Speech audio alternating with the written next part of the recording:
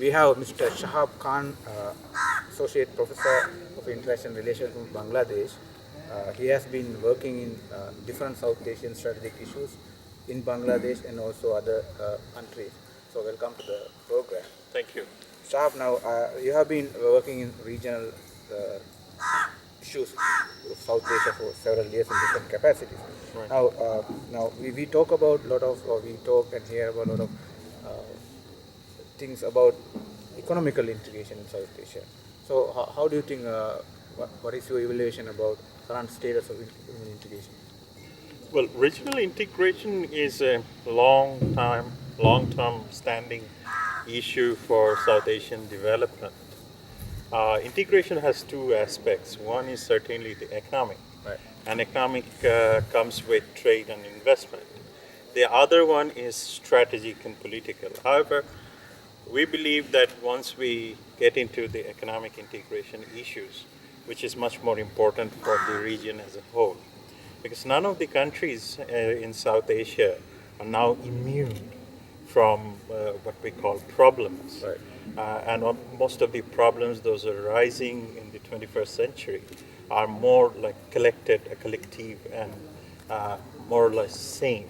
So we have to understand that the security priorities and the development priorities are more or less same. So therefore, the integration, economic integration under the labels of trade and investment is a priority. However, the problem at the moment is the pace of integration is very slow compared to if you take recent phenomena in Africa, where you see that the integration process in economy is rising and going faster.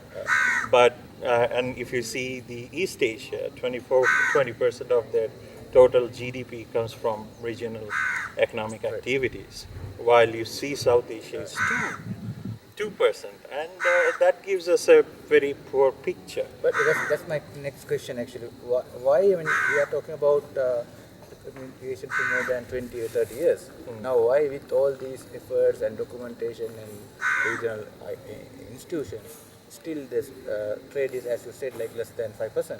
So is it because there's no real South Asian business, or is it due to different other challenges? Or Basically, I would put it in a very political way, because the political construction or the political ideas of public policy making, Right.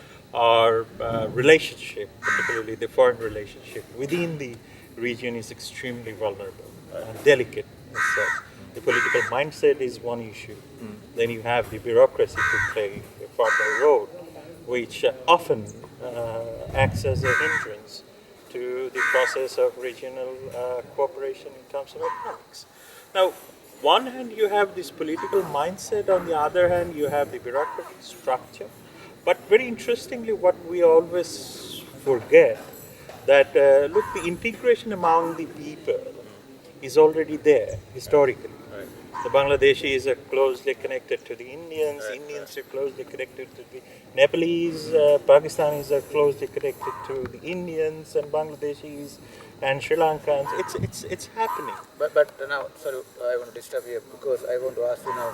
We talk about this people-to-people integration and all this fluidity in the region, but we have been more or less competitors when it comes to economical agendas. We are trying to export to Europe or US, North America.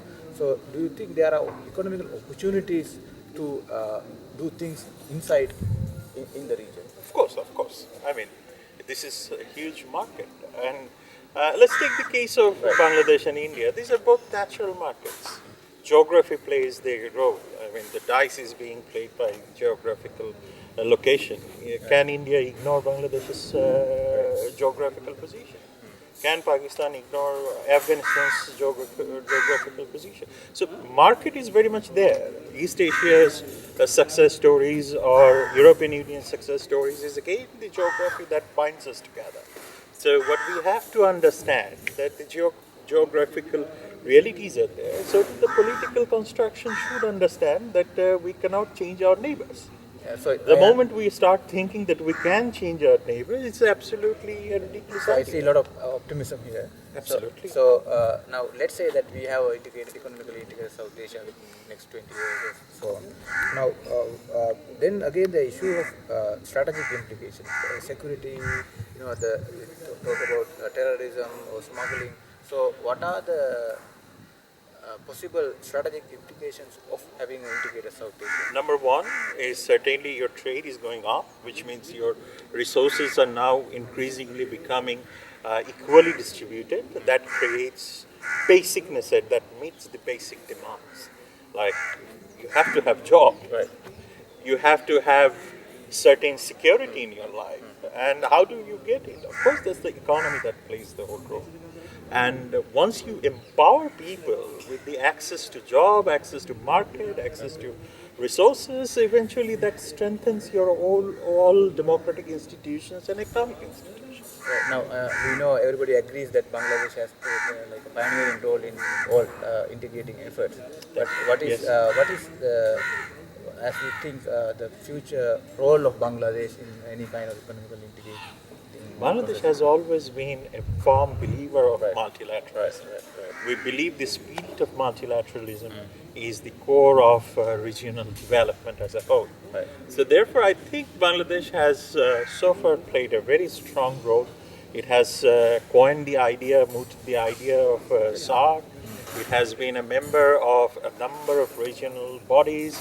It has always been a proactive actor in creating regional institutional architectures. So therefore, I think Bangladesh has so far played a strong role and will eventually play a very strong role because it believes that South Asian common development agenda, poverty eradication, think about the let's talk about the non-traditional security issues. Again, Bangladesh believes that look, if we want to deal with the non-traditional security issues, can we ignore our cooperative infrastructure, cooperative development infrastructure, which requires a massive reform within the mindset as well as the institutional setups. And I think Bangladesh will continue doing so in the longer term. Okay, so since you are not only a Bangladeshi expert but also South Asian expert, I want to ask you what are the roles or what is the role you think Sri Lanka can play as a smaller country, slightly off from the main stream? Well, Sri Lanka is now in a very good position because it has overcome a long-standing internal conflicts. Now, it is emerging as an economic, stable economic country. I mean, in a sense, economic resources are now developing. It is attracting foreign development, foreign investment. It is also attracting a lot of tourists. And it has always been a vocal actor for regional integration. In a sense, regional institutions building. Right. So I think now it's high time for Sri Lanka to come up with stronger policies in favor of strengthening SAARC, of course, in strengthening its relationship with the global world and South Asia. It can play a role in between. And of course, it has currently the economy is growing fine, the politics is growing fine. Therefore, I think Sri Lanka has a very strong role in communicating development priorities as well as communicating the common agenda in the regional structure. So, what I believe that Sri Lanka will eventually, in longer term, or even if you put it in mid-term, quite sure it will emerge as a strong advocate for equality and common advocate for a big advocate for common regional development agenda. Thank you, sir. Thank you Thank for you. joining Thank us. you very much.